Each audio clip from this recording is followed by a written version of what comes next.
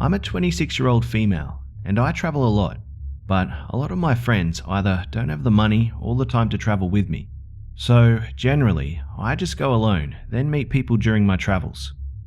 I went to South America for a month in December of 2011. I was flying Quito, Ecuador. I had also scheduled a separate flight during that time to fly from Ecuador to Peru and visit Peru for a week. However, towards the end of this trip, I decided I really wanted to visit Colombia as well.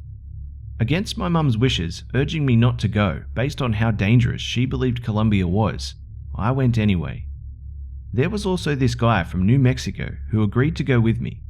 Instead of flying, we took the bus to Cali, Colombia to spend New Year's Eve there. Before we left, we were researching hotels. Everything except technology is cheap in South America, but being in a college at the time, I wanted a hotel that was especially cheap. But I still wanted something nice too. We both didn't really find anything that we really liked. In South America, you can easily find hostels for less than $8. However, this is advised against because the conditions may not be safe or sanitary. Anyway, we decided to just go to Cali and wing it in terms of finding a hostel or hotel. When we finally got there, it started to get a little later, and we unanimously decided it was time to start finding a hostel. We met up with 2 other Colombians on the bus and asked them for recommendations. We had been walking and zigzagging on random streets trying to find something, until a kind of hole-in-the-wall looking place on the outside caught our eye.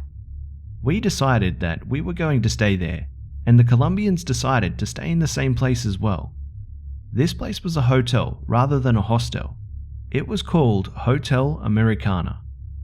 I hesitated because I figured it was going to be more expensive, but when we went in, the place inside, it was much nicer than I expected to be, and when I asked the rates of the room, they replied that they were only charging $24 per night to stay in this beautiful hotel. And not only that, but the charge included both breakfast and lunch for free.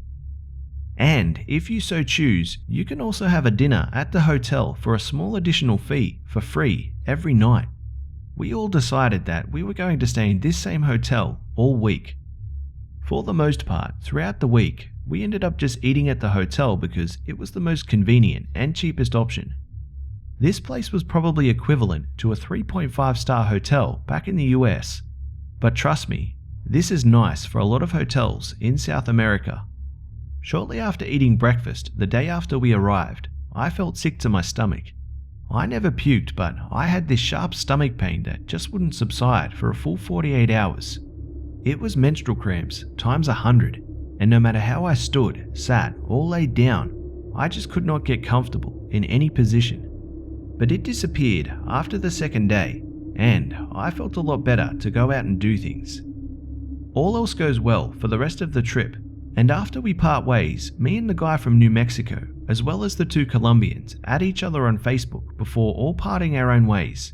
But once I returned to the US, we never spoke again. Well, fast forward 11 months. One day, in November of 2012, I get a message notification from the guy from New Mexico. Strange, I thought, as we never spoke to each other again after Colombia, and it was just really random to hear from him again. I furrowed my brows in person with a confused look on my face, but responded with, "Hello." He asks me how I've been, as if he was watching the chat notification, just waiting for me to send a message with his response already typed, and pushed enter without typing anything additional as soon as I said hello. "I'm good, how have you been? Long time no chat." Instead of answering my question, however, he posts me a hyperlink and tells me that I may want to read this. "What is it?" I ask him before clicking anything, but he doesn't answer. I type another 2 question marks, but still no response. I get irritated and just decide to click the damn hyperlink, although I still thought it was really weird and random of him to just send me some random hyperlink after not talking to me for almost a year. I click on the hyperlink, waiting for the page to load, as I wonder what he wanted me to see or read. The page loads, and I freeze. The title says, 3 people on trial for eating and selling human flesh pastries. I type in Brazil human meat pies in Google to see if it's the truth, and it is. I click another article, and I see their picture. The same three faces I saw managing the hotel, making my bed, and cooking my food. That entire week, eating their food an entire week, including, yes, those pies. Evidently, these people would consistently move from place to place. They must have sold the hotel before relocating to Brazil and were finally caught shortly after moving there. I couldn't find any information about the possibility of these people cooking this tainted meat at any hotel in Colombia. However, I learned that just like the president of Venezuela, who denies the country has issues with crime and refuses to release crime statistics to the rest of the world as a result, evidently the same thing is true in Colombia. When crime stats are not released, the only way to see any crime is to go down and see it for yourself. Therefore, even if they had been caught selling this in the hotel, it likely never would have made it to any sort of newspaper or internet article. I sat there, frozen, as I read about the murders, but I couldn't read anymore after I started reading about the pieces of flesh put into the pies. I came to the realization that although I'm not 100% sure, there is a very strong possibility that I was eating murdered flesh for an entire week. This technically classifies me for the rest of my life as a cannibal. I read more into it, and these people, they were complete lunatics. Apparently, they would promise young women jobs, then trap them once they got them inside their house, and kill them, followed by harvesting them. There are anywhere from 3 to 5 recorded victims, but probably actually more. They believed that they were purifying the world by doing this. The man in the situation even wrote a book about one of the murders of a 17-year-old girl he committed. Could I really have eaten this? What chills me to the bone to this day is wondering if I actually chewed and swallowed someone who was just previously brutally murdered. And I also wonder if that had almost been me.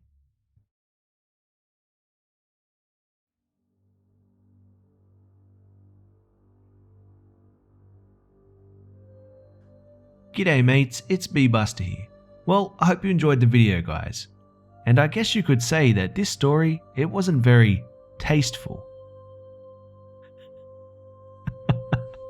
Thanks again to the Hive member that bravely shared their story for us all here, and I hope you're doing well.